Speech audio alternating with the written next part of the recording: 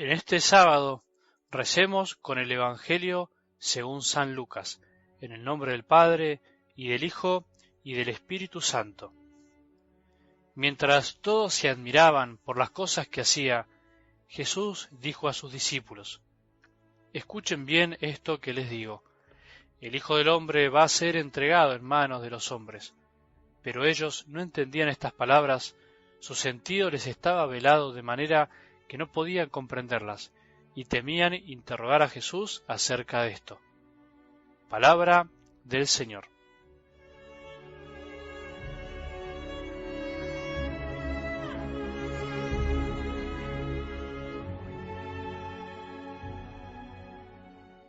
Como cada sábado te invito a que puedas quedarte con alguna de las palabras de Dios que pudimos escuchar esta semana. Nos preguntábamos en la semana de qué hablamos en el camino de nuestra vida. Discutimos, estamos discutiendo.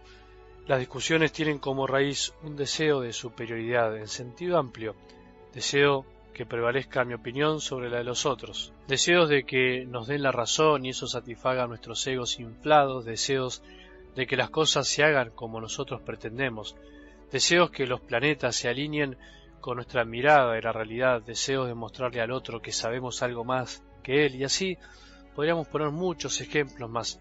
Seguiremos con esto, pero por lo pronto intentemos no discutir, intentemos no entrar en el juego de los que les gusta discutir, no luchemos con nadie, no nos hace bien. A Jesús no le gustaba que sus discípulos discutan. Decíamos que el que dice que no le interesa en lo más mínimo ser grande, en el fondo algo miente.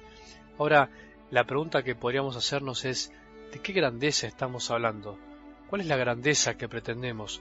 ¿A cuál grandeza se opuso Jesús como para decirles a sus discípulos que el que quiera ser el primero debe hacerse el último de todos y el servidor de todos?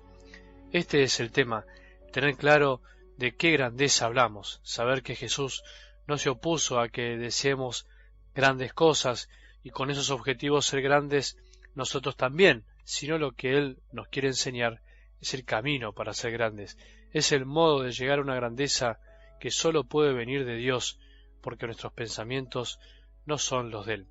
Yendo a la semana, en el lunes nos preguntábamos por qué al que tiene se le dará. Porque el que tiene será el que supo encontrar esa luz y supo darla, o sea, no se guardó nada. A eso se refiere la palabra. Al que Jesús encuentre con más de lo que tenía es porque no se guardó lo que tenía, fue generoso, lo entregó y volvió multiplicado. En cambio, el que no tiene es el que tenía y no se dio cuenta, no supo iluminar o escondió por mezquino. Esos que podemos ser vos y yo, cuando Jesús vuelva les quitará hasta lo que creen tener, porque en realidad no tendrán nada, sin darse cuenta se habrán guardado todo para sí. Tener algo y no usarlo es para algo del Evangelio no tener nada. El martes, ¿te acordás? Hablábamos de que los que escuchan la palabra y la practican son realmente los que son madre y hermanos de Jesús. Nos preguntábamos si no estamos siendo muchas veces incoherentes, hipócritas con nuestra fe, o directamente pensamos que la fe es simplemente escuchar las cosas de Dios y decir qué lindo, pero al final no comprometernos con lo que Dios nos quiere mostrar y nos enseña. Fíjate, mi madre y mis hermanos son los que escuchan la palabra de Dios y la practican. ¿Estás practicando la palabra de Dios? ¿Estás practicando lo que escuchás? El miércoles decíamos que todos deseamos eficacia y éxito en las cosas que hacemos. La Iglesia de todos los tiempos deseó que el Evangelio penetre todas las realidades en todos los hombres. Sin embargo, vivimos a veces frustrados o entristecidos cuando pensamos y ponemos todas nuestras energías en los medios de evangelización y no en la fuerza misma del Evangelio, que es justamente, como dije al principio, no aplicar ninguna fuerza externa. Anunciar y anunciar la palabra de Dios, que es viva y eficaz en la medida en que la vivimos, en la medida en que es eficaz en nuestra vida. Además, la eficacia del anuncio del Evangelio es la mayoría de las veces casi imperceptible.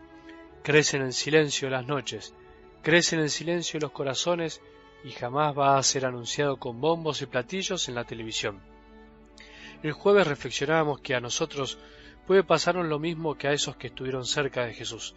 Podemos tenerlo al lado, en un enfermo, en el pobre que nos pide y que nos cruzamos a veces todos los días, en nuestra madre que nos necesita, en algún enfermo de la familia, en alguien que está solo, en la palabra de Dios que escuchamos todos los días y la tenemos en nuestras manos, en la Eucaristía diaria y dominical, en la posibilidad de recibirla, en la posibilidad de recibir el perdón también en la confesión. En todas esas circunstancias tenemos la presencia viva de Jesús, pero si no somos capaces de verlo, nos pasamos la vida esperando grandes cosas y nos perdemos la oportunidad de encontrarnos con Jesús, a quien tenemos siempre presente de tantas maneras.